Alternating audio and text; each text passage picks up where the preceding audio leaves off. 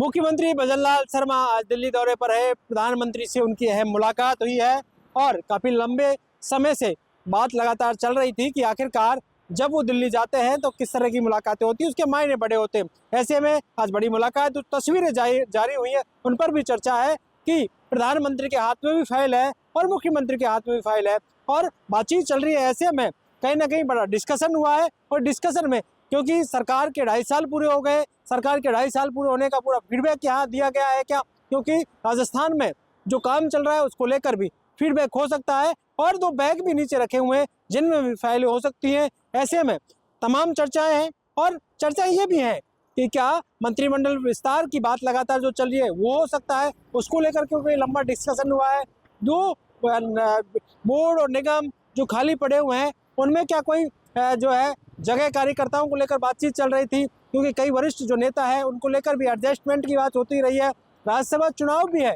ऐसे में क्या उस पर कोई मुद्दे पर चर्चा हुई है, ये तमाम ऐसी चीजें हैं। साथ ही साथ वो उन चीजों पर भी चर्चा हो सकती है जिनको लेकर लगातार जो है राजस्थान में सत्ता और संगठन को लेकर के किस तरह से तालमेल होना चाहिए उसको लेकर। ऐसे में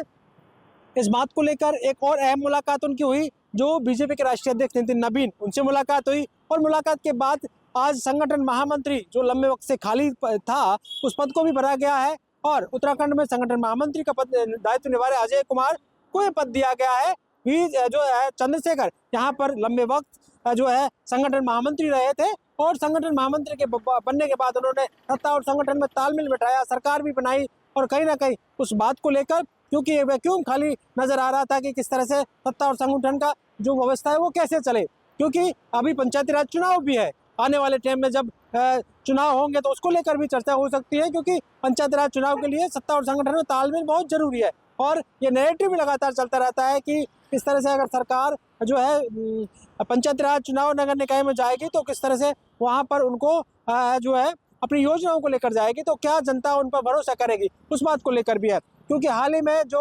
लगातार कार्यक्रम राज्य सरकार ने चलाया है, चाहे रात्रि चौपाल को लेकर हो या अन्य हो, उनको लेकर भी चर्चा हो सकती है कि किस तरह का फीडबैक राजस्थान की जनता का इन रात्रि की चौपालों को लेकर है। और भी बहुत सारी चीजें जो राजस्थान की राजनीति के समीकरण को देखें तो बहुत सारी चीजें हो रही हैं और संगठन को लेकर क्योंकि बातें कही जा रही थी, क्योंकि राधा मोहन अग्रवाल जो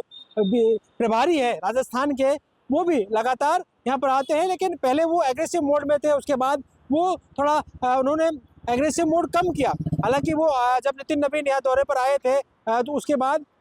राधा मोहन अग्रवाल अमित शाह की जो रैली हुई तो उसमें नाराज नजर आए थे। ऐसे में कहीं तालमेल की कमी नजर आती है बार बार में इसी को लेकर, क्योंकि उत्तर प्रदेश से ही राधा मोहन दास अग्रवाल आते हैं, अजय कुमार भी वहां से आते हैं, तो अब ये तालमेल बैठाने की भी एक बड़ी बात है। और ऐसे में प्रधानमंत्री नरेंद्र मोदी से लगातार जो है बैठकों का दौर होता है और ये आज के जो बातचीत है वो कहीं ना कहीं इसी दौर को लेकर चर्चा है। ऐसे में राज्यसभा चुनाव को लेकर भी बहुत ज्यादा तमाम चीजें चल रही हैं कि महिला जो चेहरा वो हो सकता है उन्हें मौका दिया जाए और जो बड़े चेहरे हैं जिनकी बात लगातार चले उन्हें मौका दिया जा सकता है। ऐसे में इस बात को लेकर अब चर्चाएं जोरों पर है कि प्रधानमंत्री से उनकी जो मुलाकात आज हुई है वो बड़ी अहम है। राष्ट्रीय अध्यक्ष से मुलाकात हुई और ऐसे में आने वाले वक्त में क्या इसका असर देखने को मिलेगा, जिस तरह से बिहार में हुआ, जिस तरह से और जगह